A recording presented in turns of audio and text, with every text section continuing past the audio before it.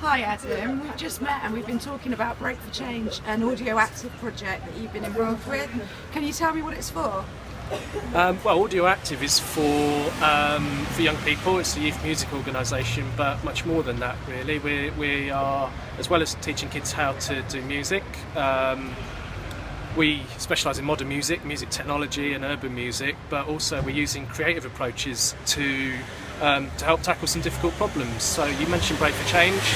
That is a project which is helping young people and their parents to make amends. Because the teenagers are so abusive towards their parents that the families are falling apart.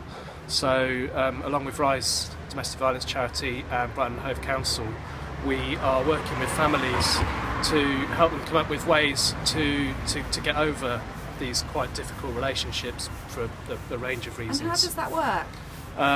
So it's a parallel group. Once a week for 10 weeks, the parents come into one group, probably between 6 and 10 families at a time. They come into a group for 2 hours.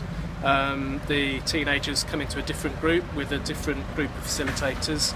They learn about different things each week, so it's quite often there's issues around power and control or anger or different ways of communicating.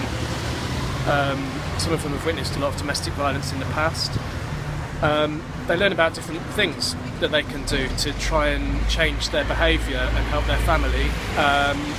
They spend the first hour doing some theory, the second hour doing something really creative which reflects on that theory.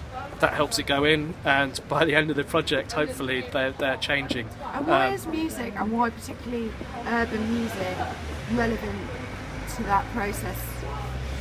I think urban music's quite accessible. Obviously there's a lot of preconceptions that come with it, but it involves words, it involves writing words, and in order to write words you need to talk a lot about the issues that you're writing about. I think having those conversations and having a creative outlet gives them an excuse to have those conversations in a more meaningful way. And why is it that music seems to work better than perhaps traditional interventions with these young people and families?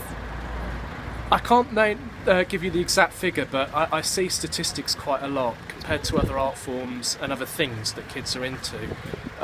Music is always top of the list in terms of, if you ask a teenager what's important in their life, you know, music's always going to come top 2 or 3, quite often the top 1. I think that it helps people connect with their feelings. And also it's just a much more authentic way to ask people to be involved in something on their own terms.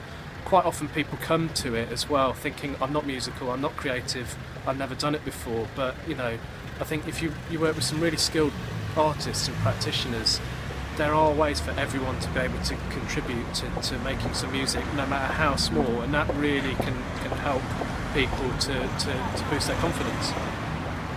Thank you very much, Adam. No worries.